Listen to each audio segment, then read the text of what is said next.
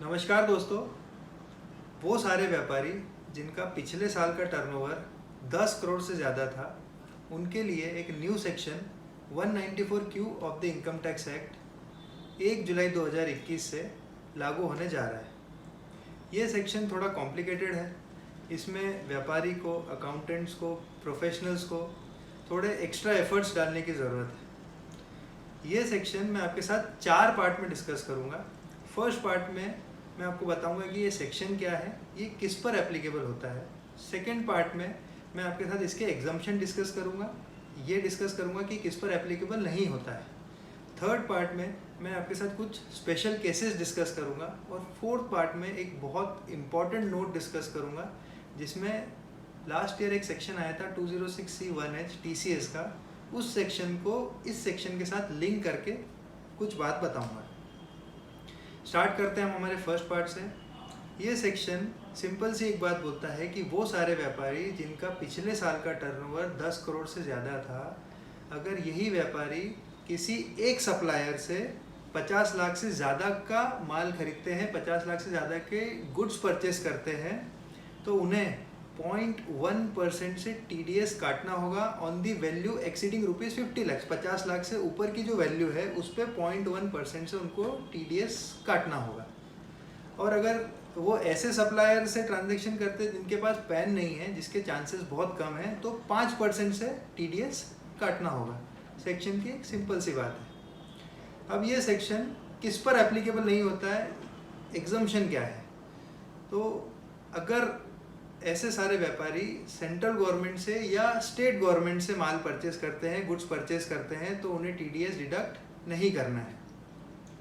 अगर आप non resident से या मतलब इंपोर्ट करते हैं गुड्स, तो आपको TDS डिडक्ट नहीं करना है।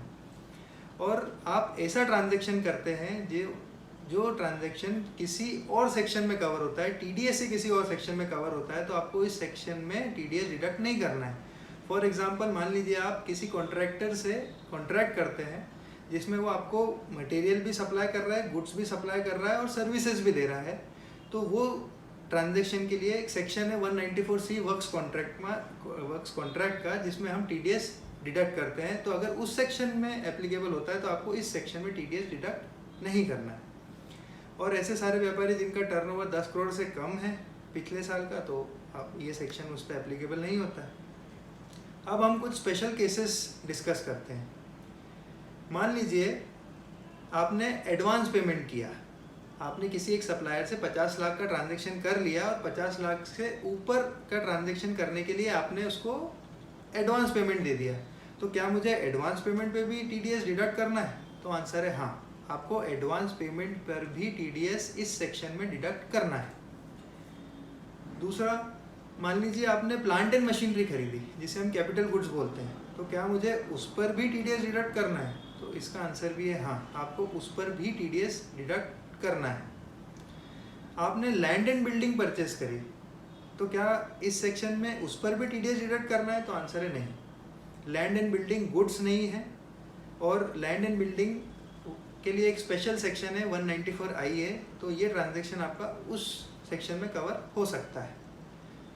फोर्थ, मान लीजिए आपने एग्रीकल्चरल गुड्स खरीदे कि भाई मैंने तो खेती के लिए गुड्स परचेस करे, तो क्या मुझे उस पर भी TDS डिडक्ट करना है? तो आंसर है हाँ, आपको उस पर भी TDS डिडक्ट करना है। नेचर ऑफ गुड्स इम्पॉर्टेंट नहीं है, आपको सारे गुड्स पे ही TDS इस सेक्शन में डिडक्ट करना है। अब मैं फोर्थ पार्ट, बहुत इंपॉर्टेंट नोट आपके साथ डिस्कस करूँ, उसके पहले मैं आपसे कुछ बात करना चाहता हूँ। GST और इनकम टैक्स में कॉम्प्लिकेशंस बहुत बढ़ गए हैं। मैं आप सारे बिजनेसमैन से, अकाउंटेंट से एक निवेदन करना चाहता हूँ कि आप इन सभी चीज़ों का, ये नए कॉम्प्लिकेशंस का, नए सेक्शंस का ध्यान में रख के, इन सेक्शंस को ध्यान में रखकर ही अपना बिजनेस करें, क्योंकि हमें रूल तो फॉलो करना ही है। जो भी रूल आते हैं, चाहे वो टफ़ हो, ईजी हो, हमें रूल तो फॉलो करना ही है। तो आप इन सेक्शंस का ध्यान रखिए।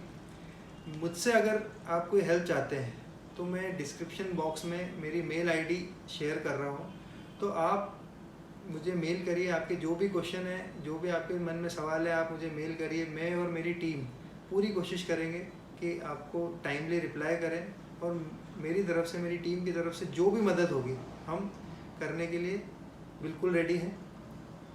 अब हम हमारा फोर्थ पार्ट डिस्कस करते हैं। एक बहुत इम्पॉर्टेंट नोट, लास्ट ईयर एक सेक्शन आया था 206C1H जिसमें हम TCS कलेक्ट करते थे।